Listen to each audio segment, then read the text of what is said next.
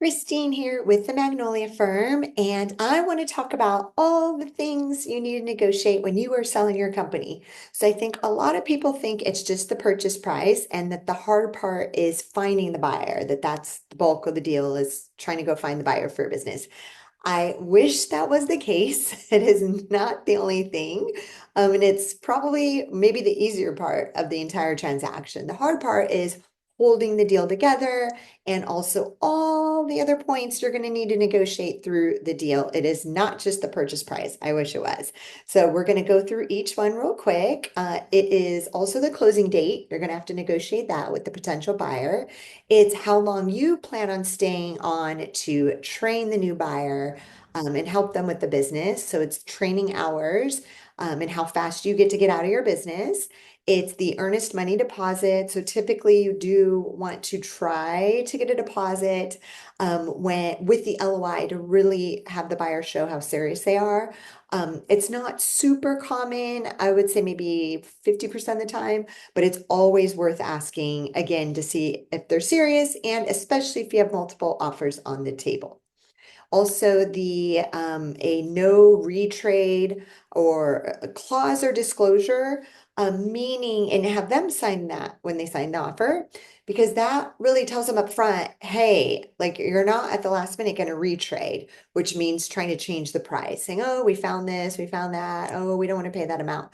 And what they've done is they've waited until you've been, they call it deal fatigue. So you're so fatigued with the deal, you're over it now, you're just going to give in, right? But if you tell them that upfront and you stick to it of like, hey, I mean, obviously, if you find something in due diligence, of course, you're going to have to fix the price. But if everything's fine and you can just tell they're just trying to do it at the last minute, drop the price because they see you're getting anxious, you're ready to close, you're exhausted, then, again, I think getting some sort of a clause put into the LOI or some sort of a disclosure upfront when you sign the offer is extremely helpful.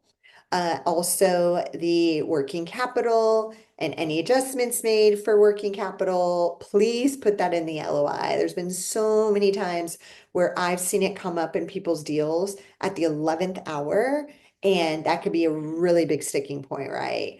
And try to get it detailed in the LOI of how many months of working capital, but then they might say, hey, well, I need to kind of dig into due diligence. I need to see how much working capital I need.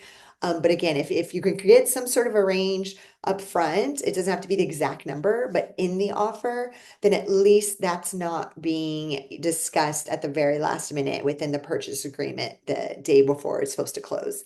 The other would be negotiating out any sort of seller carry, seller financing. What would the percentage of the deal price need to be? How many years will the payments be? Are they going to be, monthly payments, quarterly, annually? What's the interest rate? So those are like sub negotiation points of a negotiation point. Same thing with the earnout. What would be the percentage of the earnout? How many years? If there's an interest rate on that one, when do the payments start? How often are the payments? Also, your accounts receivables. If you have receivables, are you going to be the one to collect all those and responsible to collect all those? And that's your money as the seller. Or is the buyer going to have some of that once they take the business over? So, accounts receivables, definitely a negotiation point. Inventory is a big one. Okay, are you going to include the inventory? Are you going to charge separately? If you do charge for it, obviously the wholesale price, not the retail price. Maybe you throw in half of it. So inventory is a whole nother thing you got to negotiate out. Any bonuses for key employees that are going to stay behind. So, sometimes the seller will pay this, but a lot of times also the buyer will offer it. Maybe both do it. What lucky employees, then they definitely will stick around. So that's something else. How long you need to negotiate how long the due diligence period is, and that's negotiated and written into the LOI. So that's, another thing. I think 30, 45 days, pretty standard on due diligence, depending on the size of the deal. Any employee contracts coming back to the employees. Those need to be negotiated. If you, again, need key people to stay, you're going to want to give them employee contracts.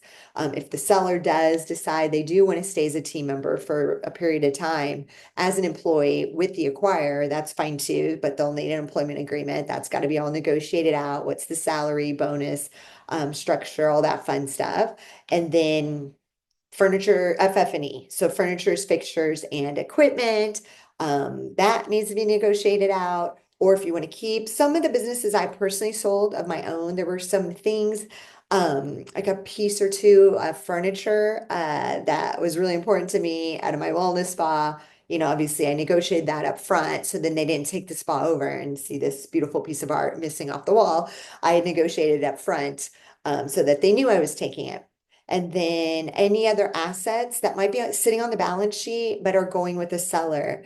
We had a recent case where there's a vehicle on there, but the seller is going to keep that vehicle, right? It's not included in the price, but that came up because it was sitting on the balance sheet and it wasn't written into the LOI and it wasn't made clear.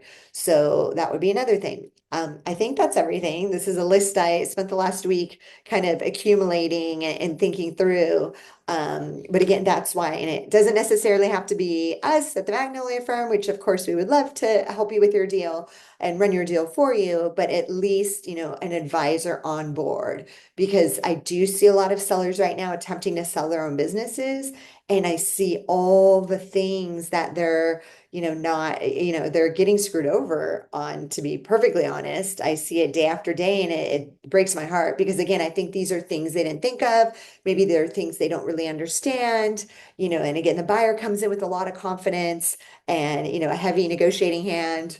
And so I think it is very important to have some sort of representation advisor, business intermediary on your side. So then you get, the things that you deserve out of the business. You spent a lot of time, a lot of sweat, blood, tears, building your company. So I think you should get everything you possibly can for it on this exit.